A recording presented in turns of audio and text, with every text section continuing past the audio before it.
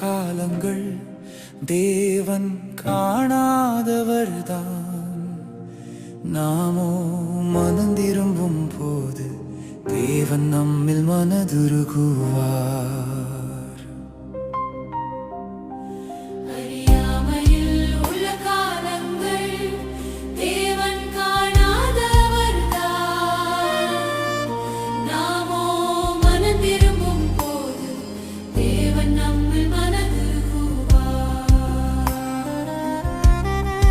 நானோ அவருக்குள் பிழைத்திட, நானோ அவருக்குள் அசைந்திட,